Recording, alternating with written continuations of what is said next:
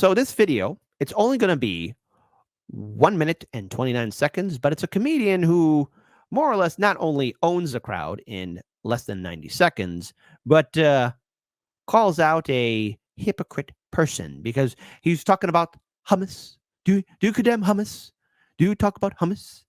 And what's happening in Gaza, the crisis in Gaza, the genocide in Gaza. Let's face it, there is a, what else do you want to call it, folks? It's a genocide. Okay, people are dying. I mean, Gaza at this point's a moonscape. Israel, what's left to bomb? Oh wait, still starving men, women, and children. Disease is running rampant.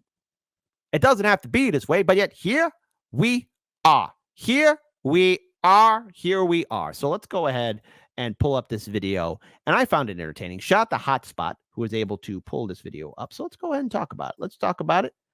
And I will not interrupt. I promise this time. Some people get upset when you say Gaza is occupied. You'd be like, Gaza is occupied. They're like, no. Well, then what is it? They're like, well, it's a blockade and a siege. Like, that sounds much worse, okay? You just stick with occupied. Palestinians voted for Hamas. Let's unpack that statement. They voted for Hamas. All of them, even the babies, crawled out to the polls, scribbled in Hamas, got the little green lollipop and went home. Half of Gaza's population is under 18. Okay? So, yes, this is partially true. Also because refugees have been pushed out from other parts of the region into Gaza. That's why there's a lot of people there. But yes, the Gaza birth rate is high. Some people often say it's only one or the other. It's actually both. Palestinians be doing it. So half of the population is under 18. We already know that less than 50% of them voted. Because it was one election, and it was in 2006. Do you remember who you voted for in 2006? No, because it was a midterm year. Nobody gives a right? Nobody remembers who was on the ballot in 2006. Let's unpack this trope even more. If you look at the statistics, half of the population isn't even of voting age now, meaning like 75% of the population wasn't even voting age then. 40% of the people who showed up to vote that day voted for Hamas. Let's say 80% of the voting population showed up. So that's 20% of the total population now. And 40%. What's 40% of 20%? Come on, you may not be on the side. You got to be on the side of math. It's 8%.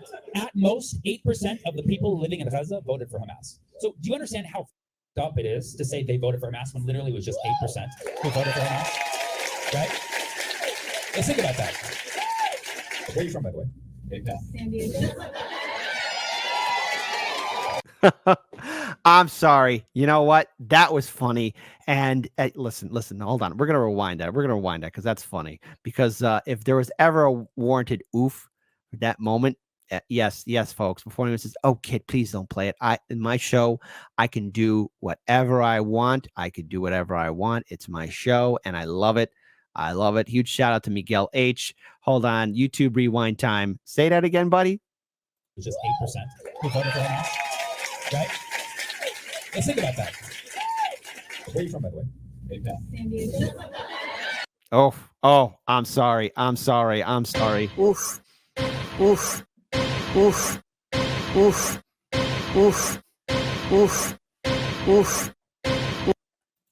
It's an oof. Hey, it's funny. It's to say they voted for Hamas when literally it was just 8% who voted for Hamas, right? Let's think about that. Where are you from, by the way? San Diego. That's a lot to unpack, right? And those are his tour dates. So apparently he's going to be in, Indianapolis, Nashville, Louisiana, Cincinnati, Columbus, Cleveland. Hey, I'm seeing no Chicago on there. That's pretty offensive. Hashtag you're already canceled. But let's go ahead and talk further about what is happening there, because this is being funded. What we're seeing, this crisis in Gaza, is being funded by our politicians. And I'm so sorry, folks, but this is what's happening here. I want to pull up this article here. Shout out to Common Dreams. After billions more for Israel military, Biden joins call for ceasefire. So after he gives billions of dollars to Israel, now he's on board for a ceasefire. So October, November, December, January, February, March, April, May, June, July. 11 months in for this war. August. Constant funding, constant bombing, constant funding, constant bombing, and more funding and more bombing. And add that ad infinitum. Just days after releasing $3.5 billion for Israel to spend on weapons while waging war on Gaza Strip, U.S. President Joe 30330 on Monday joined leaders of France. Oh, I'm going to do this properly.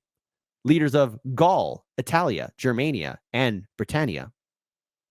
Okay.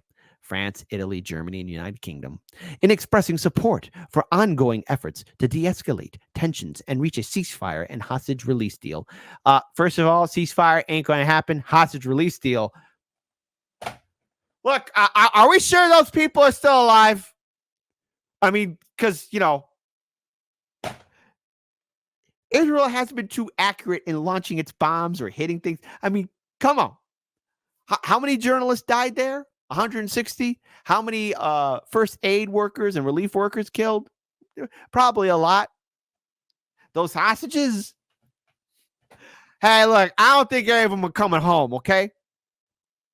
Biden put out Thursday's statement with the Egyptian president and Qatari emir, acknowledging their months of mediation and declaring that the time has come. Is it time? That's right. According to dissidents, much love to them. But is it time? No. Gee, according to my invisible watch, it should have been happening a while ago. The time has come for an agreement. Oh, finally, an agreement. So enough starving children. Goodness gracious, Cretaceous. On Monday, the U.S. and European leaders endorsed that call to renew talks later this week with an aim to conclude the deal as soon as possible and stress that there is no further time to lose. Finally. After what? How many dead? Maybe 186,000, maybe 200,000, maybe 250,000, maybe 300,000 dead men, women, and children. All parties must live up to their responsibilities, said Biden. The French president and the Italian prime minister, German chancellor, and UK prime minister all agreed. In addition, unfettered delivery and distribution of aid is needed. Well, gee, that'd be great for the people. Does that mean the kids finally get cookies for Gaza?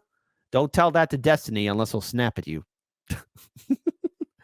My goodness, we live in a nightmare world. They also addressed mounting concerns of a broader Middle East war in the wake of Israel targeting Hezbollah commander, as well as an airstrike in Beirut, Lebanon, assassinating a Hamas political leader in Iran. We expressed our support for the defense of Israel against Iranian aggression and against attacks by Iranian-backed terrorist groups. They said, we call on Iran to stand down its ongoing threats of a military attack against Israel and discuss the serious consequences for regional security should such an attack take place.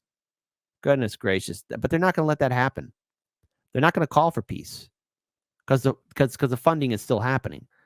The senile old goat, during his time as president, before he stepped down, purposely and willingly turned a blind eye to a crisis in Gaza. But yet, what do we hear from corporate media? What do we see from corporate media? What was corporate media doing this whole time? Constantly promoting the propaganda that this is all the people of Gaza's fault. Now, look, the way I look at this war, it's, yes, both sides are involved in it, but imagine 75 years of an occupation, 75 years having a jackboot on your neck. You're not going to be all happy and sunshine for that jackboot on your neck. You're not going to love it. You're going to hate it, and you'll want to resist it. And all what this war has done, and this is something that Netanyahu's government's going to be cursed with, is just lead the foundations for the next war.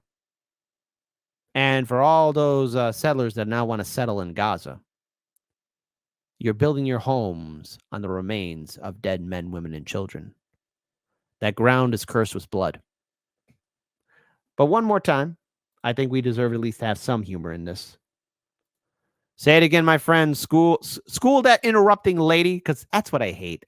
I hate a know-it-all who interrupts a comedian during their bit. Some people get upset when you say Gaza is occupied. You'd be like, Gaza is occupied. They're like, no. Well, then what is it? They're like, well, it's a blockade and a siege. Like, that sounds much worse, okay? You just stick with occupied. The Palestinians voted for Hamas. Let's unpack that statement. They voted for Hamas. All of them, even the babies, crawled out to the polls, scribbled in Hamas, got the little green lollipop and went home. Half of Gaza's population is under 18. Okay? So, yes, this is partially true. Also because refugees have been pushed out from other parts of the region into Gaza. That's why there's a lot of people there. But yes, the Gaza birth rate is high. Some people often say it's only one or the other. It's actually both. Palestinians be doing it. So half of the population is under. Hey, Palestinians be doing it. All right, there they go. 18. We already know that less than 50% of them voted. Because it was one election, and it was in 2006. Do you remember who you voted for in 2006? No, because it was a midterm year. Nobody gives a right? Nobody remembers who was on the ballot in 2006. Let's unpack this trope even more. If you look at the statistics, half of the population isn't even of voting age now, meaning like 75% of the population wasn't even voting age then. 40% of the people who showed up to vote that day voted for Hamas. Let's say 80% of the voting population showed up. So that's 20% of the total population now. And 40%. What's 40% of 20%? Come on, you may not be on the side. You got to be on the side of math. It's 8%. At most, 8% of the people living in Gaza voted for Hamas. So do you understand? That's a higher voter turnout probably for the city of Chicago. Okay, maybe I'm reaching here, but let's face it. Chicagoans don't vote for city elections, okay?